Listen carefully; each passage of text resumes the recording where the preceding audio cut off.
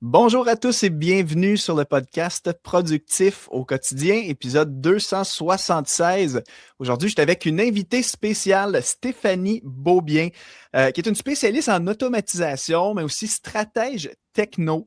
Elle a fondé sa propre agence qui s'appelle l'agence Lafronde, à travers laquelle elle aide les entrepreneurs, entre autres, à se démêler sur tout ce qui est l'automatisation, comment on peut implémenter ça dans notre travail, même les outils d'intelligence artificielle. Donc, elle fait beaucoup de consultations, des formations. Et moi, personnellement, mon principal sujet d'intérêt actuellement depuis plusieurs mois, c'est tout ce qui touche à l'automatisation dite no-code, donc sans avoir besoin d'être un développeur informatique. Automatisation no-code et intelligence artificielle. Donc, je dévore du contenu en tout genre là-dessus. Je fais des tests dans ma propre vie, dans mon entreprise. Je suis un laboratoire vivant. Donc, je pense que dernièrement, mon algorithme Facebook a compris que j'avais de l'intérêt pour ce sujet-là et a commencé à me mettre de l'avant des contenus de Stéphanie que j'ai découvert et qui m'ont vraiment interpellé. Elle a un podcast d'ailleurs que vous pouvez aller voir. Elle a des formations, des webinaires. Et je me suis dit, tiens, je veux la recevoir en entrevue ici pour qu'on essaie de démêler tout ça. Comment on peut commencer en automatisation quand on ne connaît rien, quand on n'est pas techno. Ultimement, vous êtes des entrepreneurs, des professionnels occupés, puis ce que vous voulez, c'est réduire votre charge de travail, gagner du temps. Puis on le sait qu'aujourd'hui, la technologie, entre autres l'IA, les outils d'automatisation nous permettent d'arriver à bon port, c'est-à-dire de gagner du temps. Donc, on va essayer de démêler tout ça avec Stéphanie. Stéphanie, bienvenue. D'ailleurs, tu me disais, avant qu'on enregistre, que tu écoutais aussi le podcast Productif au quotidien. Donc, c'est un hasard, en fait, que moi je t'ai découvert, mais au final, toi, tu étais une auditrice du podcast aussi. Oui, hey, merci de l'invitation, Mathieu. Je suis vraiment contente de venir jaser sur ton podcast d'automatisation. Je trouve ça le fun parce que, comme tu dis, ça boucle un peu la boucle. Parce que quand moi, je me suis lancée à mon compte fort beaucoup d'années, mais je crois que c'est à peu près autour de la pandémie, là, 2021, je pense que c'est là que j'ai plus commencé à écouter ton podcast. Puis j'ai appris beaucoup sur la production, la productivité. Et je pense même l'automatisation, je me suis commencé à m'en intéresser quand tu as rencontré Shubham Sharma sur ton podcast. Oui, ben oui, ben oui. Et là, ça fait une belle boucle. Aujourd'hui, je suis contente de venir moi-même ramener de l'eau au moulin à ta communauté en parlant d'automatisation puis d'IA. Donc, je suis vraiment très honorée que tu m'aies invité sur ton podcast. Bon, ben, en tout cas, tu piques ma curiosité comme question brise-glace d'ailleurs. Je voulais te demander, ça a commencé comment, toi, ton parcours là, pour devenir stratège techno, avoir une spécialité en automatisation? Tu dis que l'épisode avec Shubham Sharma a été comme un déclic pour toi, justement? Oui, bien en fait, moi, je suis arrivée un peu par le champ gauche parce que c'est pas du tout mon champ d'études. Moi, je suis une universitaire, mais j'ai travaillé en muséologie, donc en recherche, en vulgarisation scientifique. Donc, c'est pas du tout, je viens pas de la techno, en fait. Je suis pas développeur, je viens pas de ce milieu-là. Mais je me suis vraiment toujours intéressée à l'humain, puis la façon qu'on fait les choses, puis comment on peut optimiser les processus. Donc, c'est comme ça que je suis arrivée finalement dans ton podcast. Je me suis intéressée à l'automatisation quand Zapier est arrivé. Donc, c'est vraiment par cette branche-là, moi, que j'ai touché pour la première fois. Mais au début, c'était vraiment très personnel. C'était très moi qui voulais améliorer mes affaires dans ce que je faisais. Puis à ce moment-là, je faisais plus de l'événementiel aussi. Et là, tranquillement, pas vite, tu creuses. Là, c'est un rabbit hole, un trou de lapin. Là, tu suis le lapin, tu fais, oh mon Dieu, tellement plein de choses. Et je me suis découvert un intérêt profond pour ça. Mais c'est les autres qui sont venus vers moi. Qui ont fait, ah, toi, tu fais ça. Est-ce que tu peux me montrer comment faire? Mais moi, dans ma tête, tout le monde savait ça. Mais Mm. c'est les autres qui ont fait, non, non, non, non, moi, je comprends pas. Je suis pas bonne en techno. J'y arrive pas. Est-ce que tu veux le faire pour moi? Et de fil en aiguille, c'est comme ça que finalement, je me suis mis, moi, que mon agence a pris forme finalement pour aider les entrepreneurs, les entreprises à implémenter de l'automatisation dans leur réalité finalement. C'est vraiment intéressant. Je vois une similitude avec mon propre parcours. À l'époque, quand je m'étais lancé en organisation, c'était pareil. Oui. C'était pas un plan de carrière que j'avais. C'est les gens venaient vers moi, me disaient, hey, puis à l'époque, on était tellement ailleurs en termes d'outils. Moi, j'étais comme le spécialiste Evernote. Là, tout le Mhm. monde venait me voir, hey, peux-tu m'aider à implémenter mon Evernote? Finalement, de fil en aiguille, moi aussi, je me suis découvert une passion. Donc, très intéressant, en tout cas, juste de savoir plus sur ton parcours et d'où tu viens. Euh, Autre question, je veux qu'on rentre directement dans le vif du sujet, puis après ça, on essaiera d'y aller une bouchée à la fois, de Mhm. décortiquer le sujet, le rendre le plus simple et accessible possible. Mais en date d'aujourd'hui, peux-tu nous donner là, quelques exemples en rafale qui te viennent en tête d'automatisation concrète que tu as mis en place pour tes propres besoins en tant que travailleur autonome, là?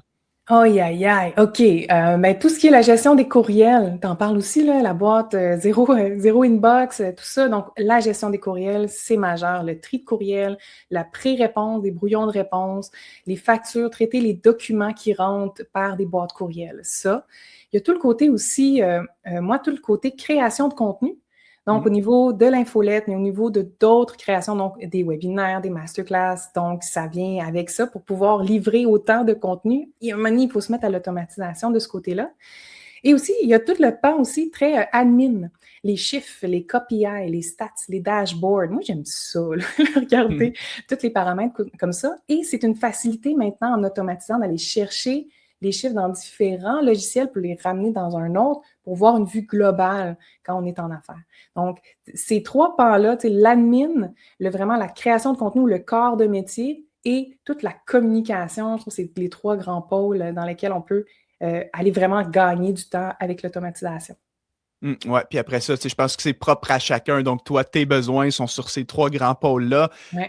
Exemple, un avocat qui a d'autres besoins, peut-être que lui, ce serait une automatisation pour faire des briefings avant de rencontrer ses patients, ses clients pour ses audiences ou peu importe. Ah, oui. J'avais écouté un de tes épisodes de podcast d'ailleurs où tu parlais de ton assistant, je pense que tu l'appelais SOS courriel, là. C'était comme une automatisation qui t'aide à gérer ta boîte mail.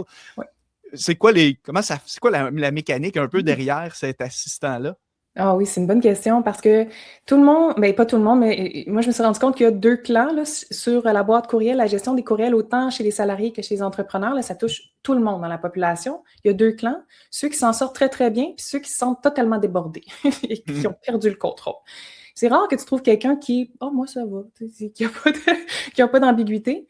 Et donc, pour ceux qui sont totalement débordés, j'avais envie d'offrir une solution qui était durable dans le temps. Parce que les règles de tri dans les boîtes courriels, c'est un super système, mais c'est un système qu'on doit entretenir. Donc, quand on a un nouvel expéditeur, un nouveau sujet, une nouvelle affaire à classer, il faut qu'on l'entretienne. Puis, il y a une partie des gens qui sont comme « Je vais faire ça un moment donné, là, la semaine des 4 jeudis, puis ça ne s'entretient pas, puis là, ça coince. » Donc, pour ceux-là, et moi, j'étais de ceux-là, j'étais de ceux-là qui ne voulaient pas entretenir mon système.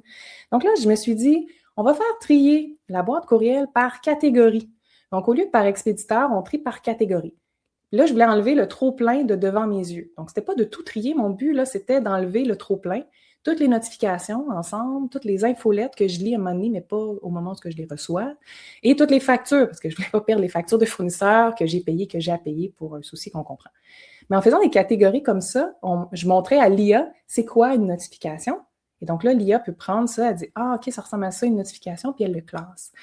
Donc, le système, il grandit plus, et en fait, il évolue mieux dans le temps parce que c'est par catégorie. Puis là, je dis ces trois catégories-là, mais tu fais les catégories que tu as besoin. Là. Mm-hmm. Pourquoi il est arrivé aussi ce système-là très personnalisé? C'est que maintenant, Gmail, Outlook aussi, je pense qu'ils ont commencé à le faire. Il y a comme une façon de trier une boîte courriel par promotion, réseaux sociaux, puis ces affaires-là. Ouais. Puis moi, ce qui me dérange le plus dans cette affaire-là, c'est que tu ne peux pas y dire, toi, qu'est-ce que tu considères être une promotion ou un réseau social. C'est vrai.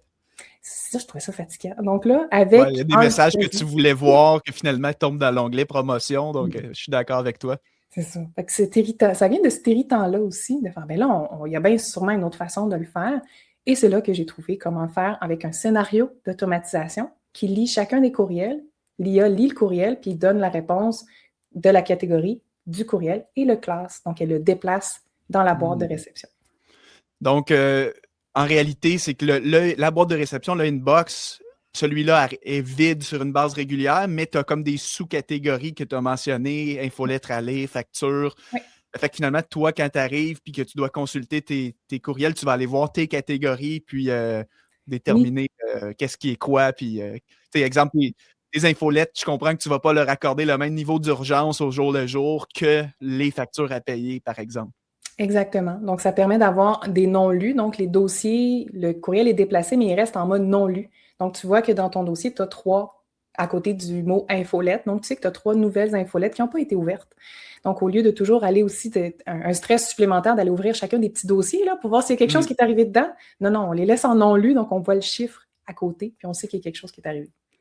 Intéressant. Est-ce que tu as poussé ton agent de courriel aussi pour être capable de pré-répondre à certains emails qui nécessitent une réponse de ta part ou tu t'es vraiment limité volontairement au Mmh. classement et au pré-traitement? Moi, je te pose la question parce que je suis en train d'expérimenter là-dessus, là. Ouais, Donc, oui, un agent de classement, comme tu dis, ouais, mais exemple, si mon agent de classement a mis un courriel dans la catégorie à répondre ou quelque chose comme ça, ouais, là, je pourrais avoir un deuxième agent IA qui, lui, se oui. déclenche uniquement sur cette catégorie-là, puis va être capable d'aller essayer du mieux qu'il peut d'interpréter la nature de la demande, formuler une réponse en consultant une base de données avec, exemple, mes FAQ de c'est quoi les 100 questions que mes clients me posent toujours. Mmh. Es-tu allé jusque-là ou pour l'instant, pas encore? Tu sais que ça se fait, mais tu ne l'as pas fait pour toi? Eh non, je l'ai vraiment fait. Je le fais aussi pour mes clients parce que ça sauve un temps fou et ça permet de déléguer plus facilement la boîte courriel à une tierce personne. Donc, dans une Mhm. organisation, ça permet que la personne qui doit faire le dernier regard sur le courriel de réponse puisse être déjà épaulée par une précomplétion selon la foire aux questions. Donc, au lieu de que... Parce qu'en fait, il faut comprendre ici que les intelligences artificielles, là, c'est des enfants de 4 ans, OK? Et on ne laisse pas un enfant de 4 ans sans surveillance. S'il dit qu'il a brossé ses dents, tu ne le crois pas, tu vérifies. Hein? C'est la même chose. Gardez en tête, les IA, c'est des enfants de 4 ans. Donc, moi, il n'y a aucun courriel qui part automatiquement là, vers le client. Là. Jamais, jamais. Tout ça se fait en brouillon. Donc, ça crée le brouillon dans Outlook ou dans Gmail. Sauf que vu que l'IA, elle ne répond pas en imaginant plein d'affaires puis en disant un petit peu ce qu'elle veut, là, c'est vraiment, on lui a dit, quand tu mets une base de données dans laquelle elle va se référer, un peu comme un index, comme une table des matières. Mm. Si le client pose une question sur ma formation de inbox 0, ben, tu y réponds ceci, ceci, cela. T'sais. Donc, puis on met les liens à insérer à l'intérieur, on lui donne le ton de voix, on lui donne vraiment des indications. L'IA, ça lui prend du contexte, sinon, C'est ça. elle fait ce qu'elle veut. T'sais. Ben, en fait, moi, exactement, j'ai testé exactement ce type d'automatisation-là pour mes courriels.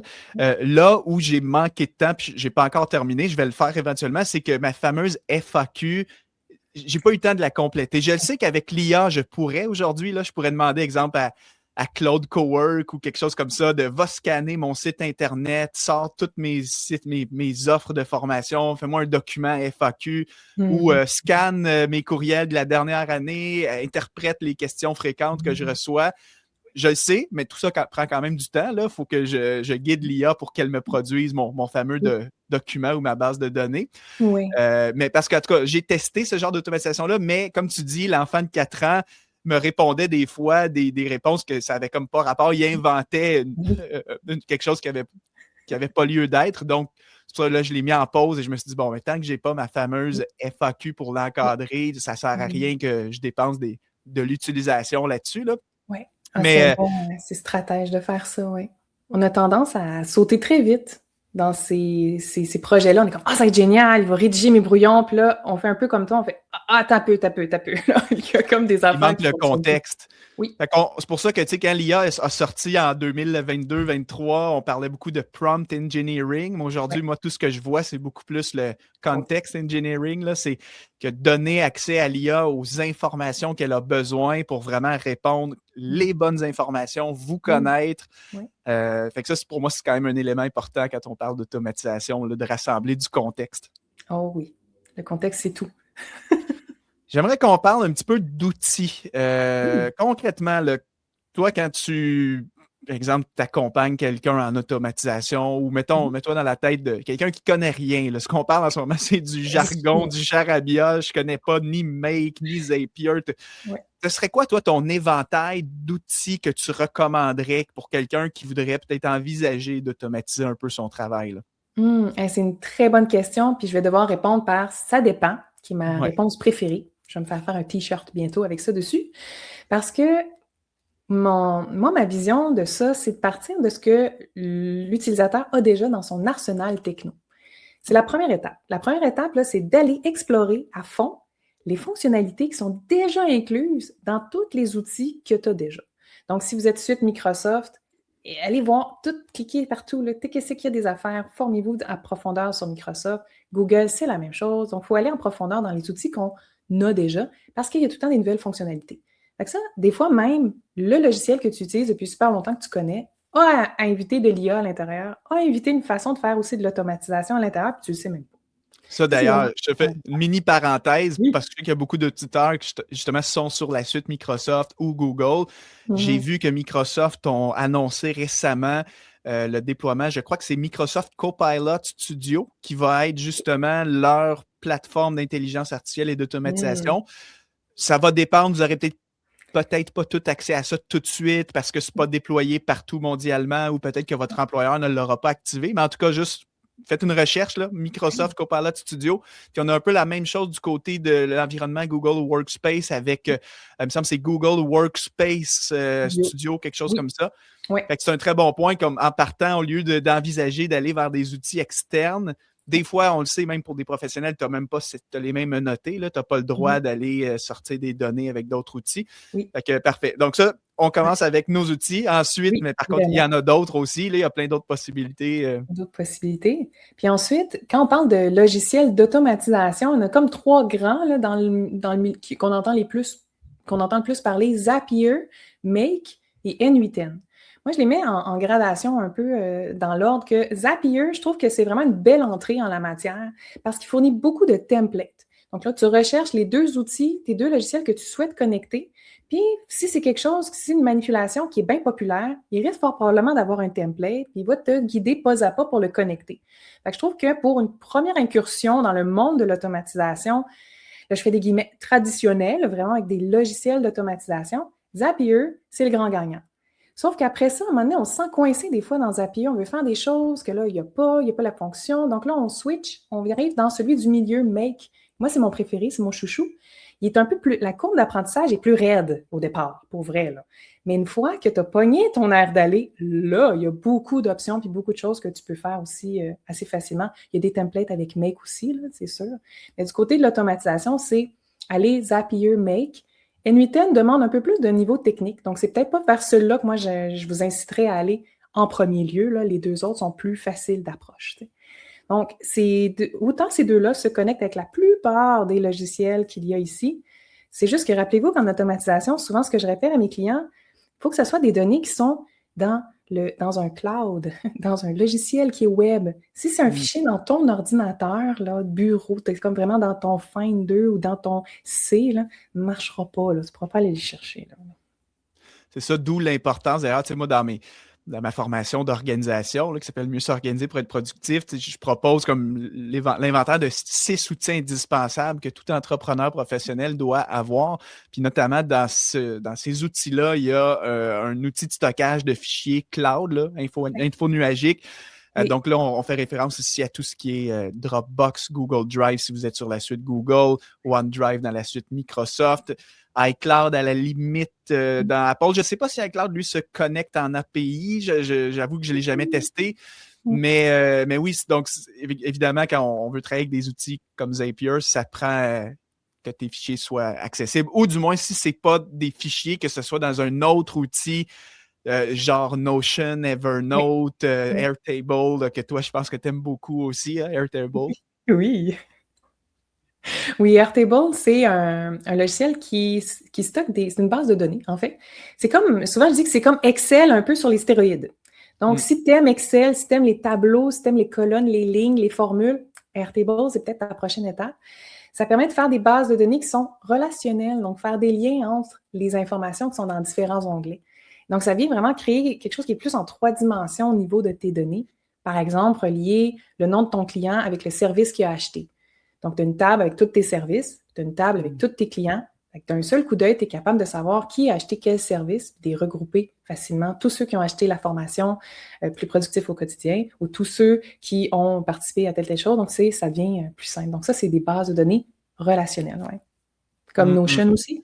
Font la même chose. D'ailleurs, je m'en allais là justement parce que je suis là-dedans en train de me choisir un outil de base de données. J'en avais pas. Moi, je suis sur Evernote. Mon deuxième cerveau, c'est Evernote. Evernote, malheureusement, n'a pas de fonction de base de données. J'espère vraiment qu'ils vont sortir ça un jour pour qu'on puisse l'ouvrir dans des scénarios d'automatisation. Mais vu que ce n'est pas le cas, puis que j'ai pour intention, j'ai beaucoup d'ambition d'automatiser plein de choses. Fait que là, j'ai pas le choix de migrer vers, en tout cas, d'utiliser un outil de base de données, mais je suis dans la réflexion, Notion versus Airtable. curieux juste d'avoir ton avis, toi, pourquoi Airtable? Parce que j'ai regardé les deux, pour être honnête, je trouve Airtable me semble un peu plus intimidant. J'ai l'impression, là, ma première avis, c'est peut-être parce que je connaissais déjà un petit peu Notion, j'avais déjà joué dans Notion il y a quelques temps, mais pourquoi toi, tu privilégies peut-être plus Airtable? Ils n'ont pas le même look, pas pantoute. Puis des fois, il y en a qui, simplement par le look, par l'interface d'utilisation, vont être amenés d'aller vers Notion ou amenés vers Airtable. Il y a d'autres critères aussi là, de sélection, là, je vais en parler, là, je vais faire une boucle avec ça. Mais concrètement, moi, je préfère Airtable parce que la façon que les données sont placées, la table, ta base de données, tu sais que tu es toujours à la racine même de tes données. Contrairement à Notion, où il y a un système fractal de poupées russes, une poupée dans une poupée dans une poupée. C'est vrai. Dans Notion, on peut facilement plus savoir il est où le fond. On est-tu au fond de la base de données ou on est dans une vue ou dans une page qui est dans la base de données? Donc, parfois, quand on n'a aucune expérience en base de données, commencer avec Notion, moi, souvent, je suggère de commencer en étant accompagné pour bien mettre en place les informations au bon endroit pour éviter ça. Parce que réparer ça, c'est compliqué. Du côté d'Airtable, tu es toujours au fond. Donc, il n'y a pas ce souci-là, cette problématique-là de fractal, de dedans, de dedans, de dedans, de dedans. Ça n'existe pas dans Airtable. C'est différent pour l'utilisation est différente. Par contre, là où ce que je trouve que Notion est mieux, c'est que si on fait du texte, si toi t'aimes écrire, donc Notion, c'est du markdown, donc tu peux avoir une page et écrire beaucoup de texte. Mettons que tu as un podcast, mettons que tu prépares des scripts avant, ou mettons que tu veux préparer ta réunion avant d'aller, justement, tu fais ton plan de réunion, tu veux jouer après ça avec des notes, des comptes rendus de réunion. Dès que c'est un texte qui ressemblerait à un Word, quelque chose qui est long, Notion est mieux parce que l'information va pouvoir être ouverte comme si c'était une page de texte, de traitement de texte, et pouvoir mettre des couleurs, mettre des choses à l'intérieur. Chez Airtable, ça, c'est pas possible. En fait, parce que le texte long, c'est une colonne qui s'ouvre. C'est comme un gros carré. Comme un Excel, là, finalement. C'est comme un Excel. Fait que si tu me dis, moi, j'aime ça le texte, j'aime ça écrire, je vais dire, ah, mais Notion serait peut-être probablement plus le fun pour toi pour cette fonctionnalité-là. Si tu me dis que tu gères juste, en fait, des données vraiment, des données brutes, des chiffres, des noms de services, des adresses courriels, ah là, Airtable va être bien, bien, bien correct pour toi, là. Ça dépend.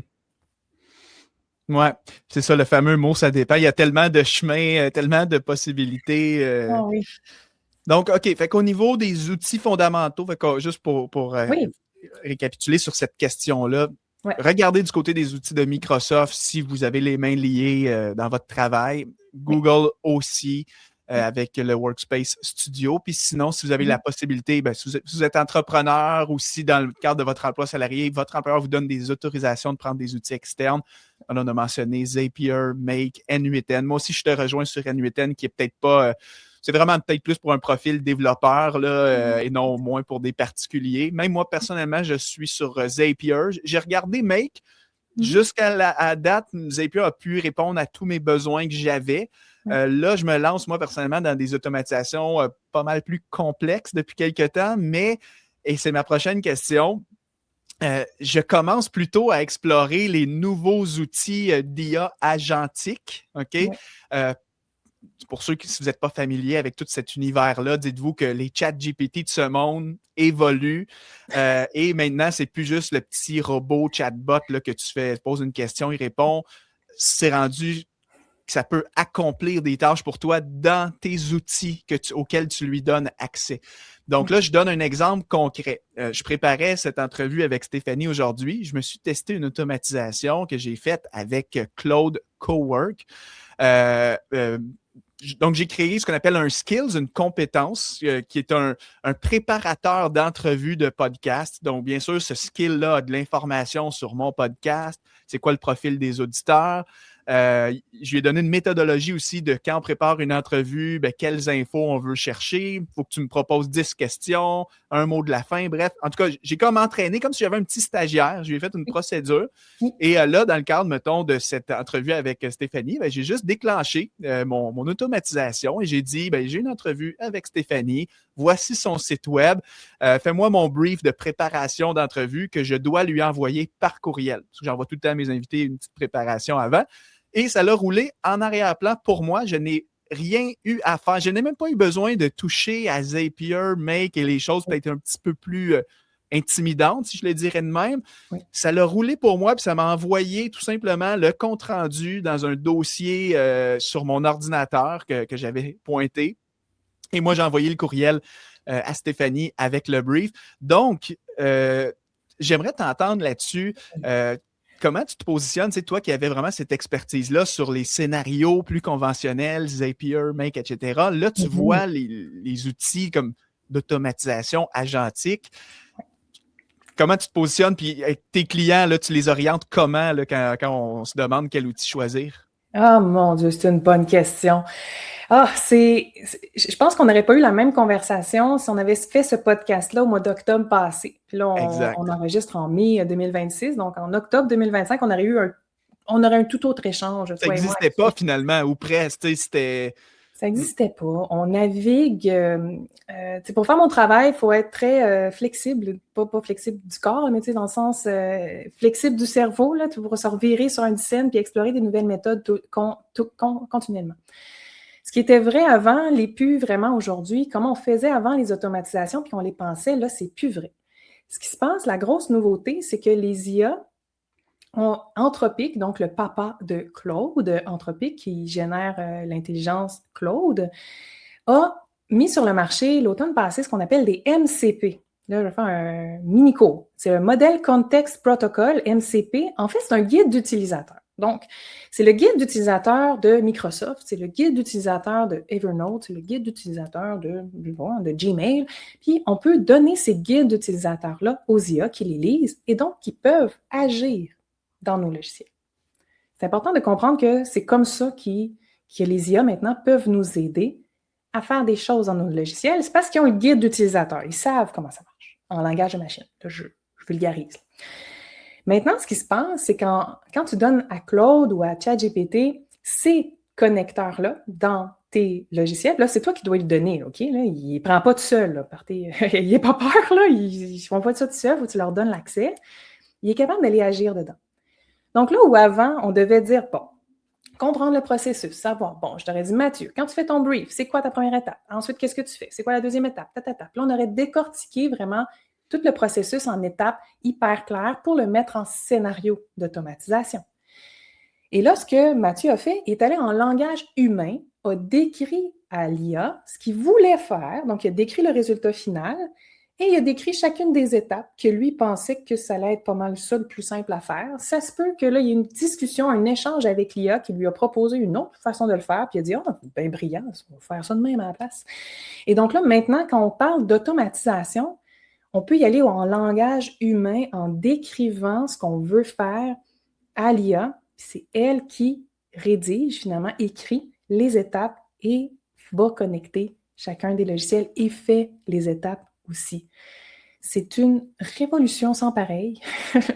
C'est fou. Tu n'as plus besoin d'autant de connaissances que tu avais besoin avant, même si c'était des logiciels comme Zapier qui sont no-code, que tu n'as pas besoin de développer. Tu avais quand même besoin de certaines connaissances, de comprendre comment ça fonctionnait tout ça. Ça prenait la logique du scénario. Il fallait que tu comprennes le processus, puis quel module activer dans ton automatisation, un séparateur de chemin, un extracteur de... Il y avait quand même, malgré le no-code que tu dis, ça pouvait vite être complexe là, si on parlait d'une automatisation un petit peu plus poussée. Là. Vraiment, vraiment beaucoup. Et maintenant, l'utilisateur ne peut que décrire à la machine ce qu'il veut faire finalement. Puis là, partez pas tout de suite à discuter de ça avec ChatGPT. Là, c'est pas dans ChatGPT ou dans le chat de Claude, là, c'est Claude Cowork. OK, il faut être comme aussi dans la bonne place puis connecter les affaires. Donc là, il y a quand même une étape préparatoire. Là, donc, si tu commences ce midi là, à jaser avec ChatGPT, ça se peut qu'il le fasse pas. Là. Il y a comme un petit préambule à comprendre. Mais maintenant, donc, avec mes clients, je me questionne. Souvent, la première question, je fais, est-ce que tu as envie de travailler avec l'IA pour automatiser? C'est une des premières questions maintenant que je pose. Parce que tout va changer. On ne va pas traiter le protocole ou le scénario d'automatisation de la même façon si mon client est intéressé ou a envie d'apprendre et de travailler avec l'IA ou avec les scénarios d'automatisation plus traditionnels. C'est la première étape qu'on fait maintenant. Puis moi, je pars dans ma tête maintenant. Puis avant, c'était juste, bon, on l'automatise, super, ça ne s'automatise pas, donc on délègue à un humain. Ça s'arrêtait là dans les choix. Maintenant, mon premier, c'est est-ce que l'IA peut le faire? Mon deuxième, c'est est-ce que c'est judicieux d'utiliser l'IA pour faire ça ou si ce ne serait pas plus économique en termes de prix, de coût, de le faire avec un scénario traditionnel, avec Zapier, avec Make? Puis si c'est non, non, non, là, on délègue à un humain. Exact. Donc, mon premier réflexe, moi, c'est maintenant de voir si l'IA peut le faire. Puis sais-tu comment, moi, un peu, en tout cas, ma compréhension en date d'aujourd'hui, admettons que j'ai un besoin d'automatiser un processus, je me pose tout le temps la question, est-ce que cette automatisation-là a besoin d'une intelligence? Tu sais, d'être capable de raisonner d'elle-même, tu sais, mettons qu'il y a plein de critères, plein de variables différentes, puis que tellement de variables que genre faire un scénario rigide, déterministe dans Zapier Make, ça serait impossible, ou ça prendrait 20 chemins là, pour tout montrer les possibilités. Moi, ça, c'est aussi, ça m'oriente. Fait que, tu sais, si ça a besoin d'intelligence, je vais vraiment plutôt essayer de privilégier l'IA pour la construction de mon automatisation. Si c'est déterministe, exemple, j'ai une autre automatisation très déterministe dans mon entreprise. Chaque personne qui suit mes formations en ligne, quand ils terminent leur cours, ils doivent juste remplir un Google Form pour évaluer la formation.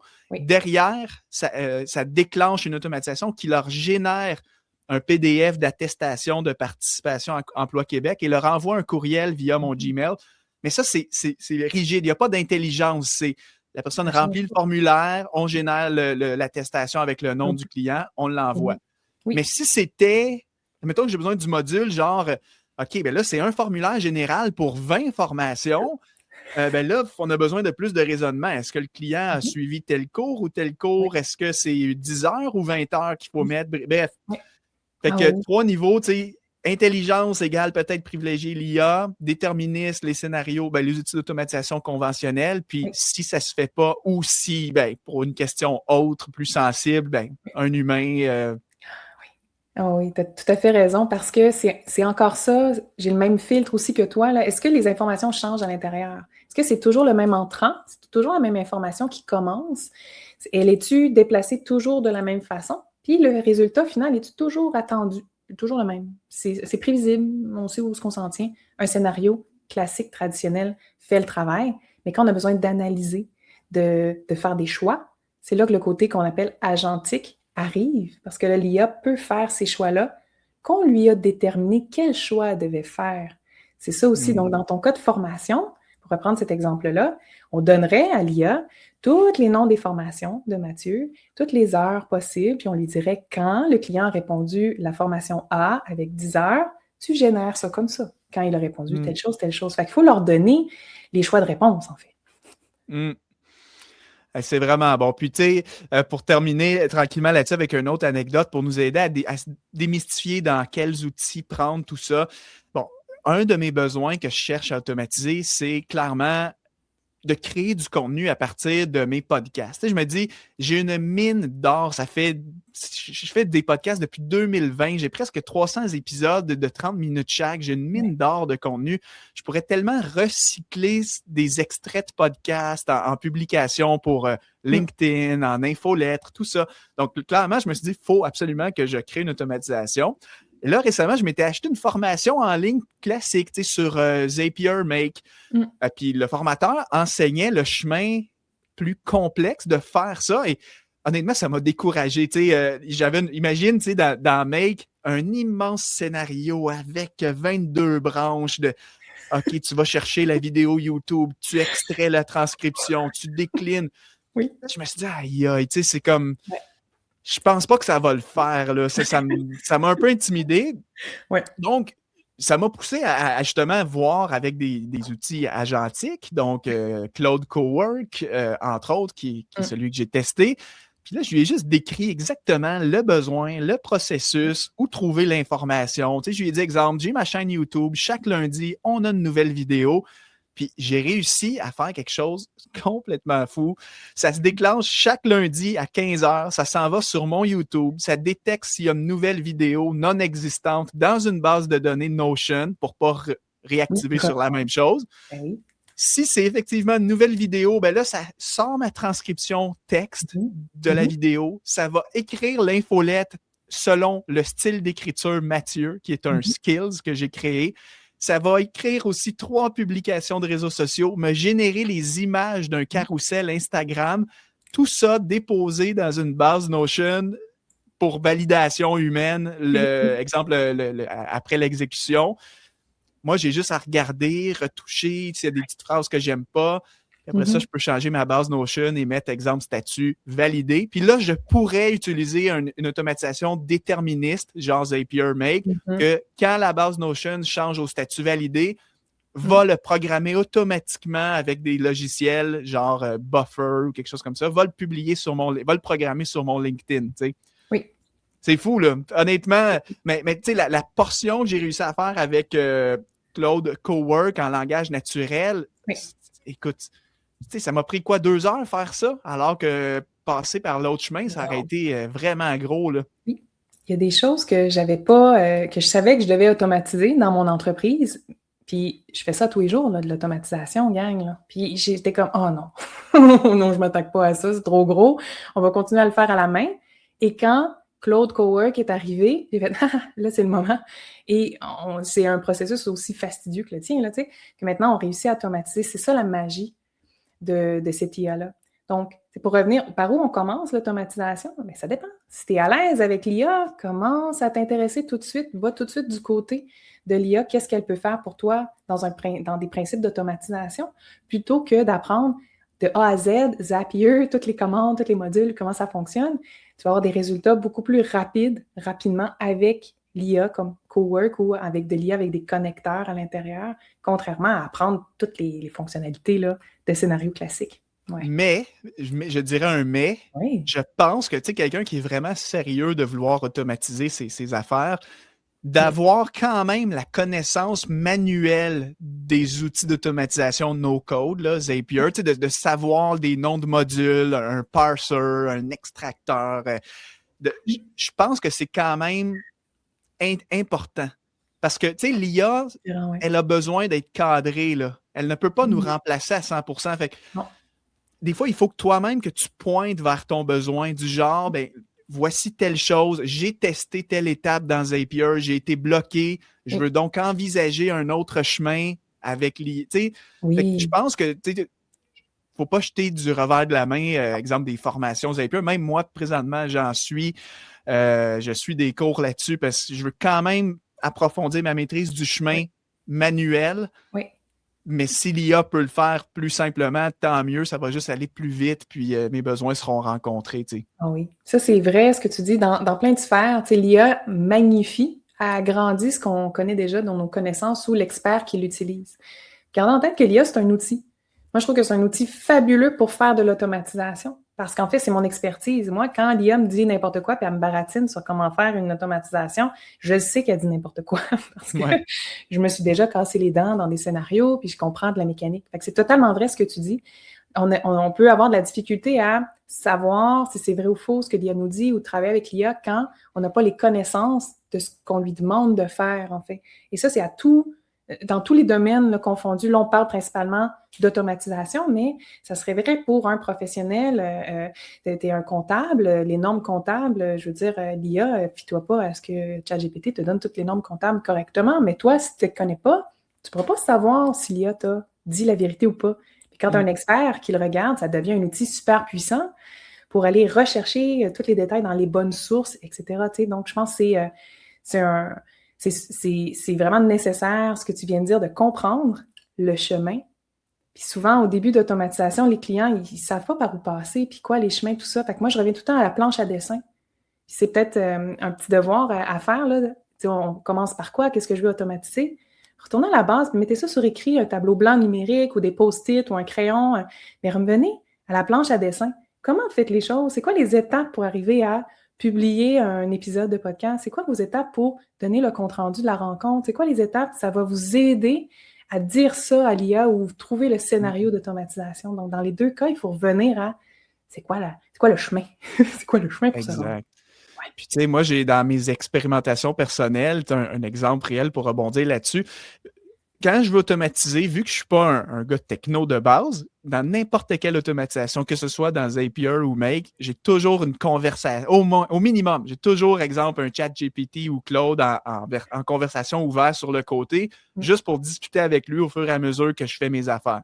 Oui. Quoique avec Zapier, parenthèse, tu as un robot, là, un copilote de Zapier qui peut directement bâtir tes automatisations, c'est une autre chose, mais... Oui. Donc, souvent, des fois, je discute avec l'IA pour tenter de l'amener à m'expliquer toute la procédure à suivre.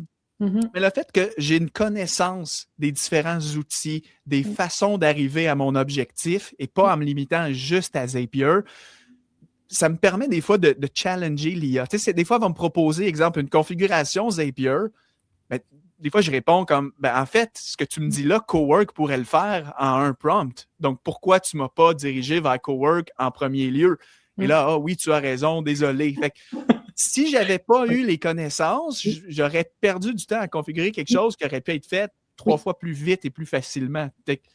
C'est important, nous, on pilote, c'est pour ça que c'est important de se former, d'avoir des compétences. Puis après ça, les outils et l'IA, c'est un leverage, là, c'est quelque chose qui te propulse, qui le fait beaucoup plus vite et qui t'aide dans le processus. C'est des outils, c'est ça. Ça amplifie ce que tu fais déjà. Ben écoute, je pense que c'est une bonne façon de terminer. Merci en tout cas pour cette belle discussion passionnante. Clairement, ça me donne le goût, moi, de réaborder ce sujet-là un peu plus souvent sur le podcast, d'ailleurs. Je pense que tu t'as mentionné en début de podcast l'entrevue que j'avais faite il y a quelques temps avec Shubham Sharma. Je sais que ça a été un des plus écoutés là, depuis le lancement du podcast. Donc, je pense qu'il y a beaucoup d'intérêt pour ça de la part des entrepreneurs et professionnels. C'est les outils de notre ère, de notre époque. Fut un temps où c'était d'autres types d'outils, mais là, on a accès à des outils extrêmement performants qui nous aident en tant que travailleurs. Donc, merci. Puis, en terminant, où est-ce que les gens peuvent être en contact avec toi là, si jamais ça les intéresse d'en savoir plus? Oui, bien sûr. Bien, je suis sur la toile, donc vous pouvez googler, mais aussi mon site web, Agence Lafronde. Donc, le site web, c'est www.lafronde.ca. Toutes les informations se retrouvent vraiment sur mon site, mais on est aussi sur les réseaux sociaux. Mais pour les webinaires, pour les formations, tout ça, ça se retrouve vraiment sur mon site. On va pouvoir sûrement donner un lien là, à Mathieu là, pour qu'il le mette aussi dans les liens en dessous. Yes. Ben merci à tous et on vous souhaite une bonne fin de journée. À la prochaine. Merci Mathieu, bonne journée.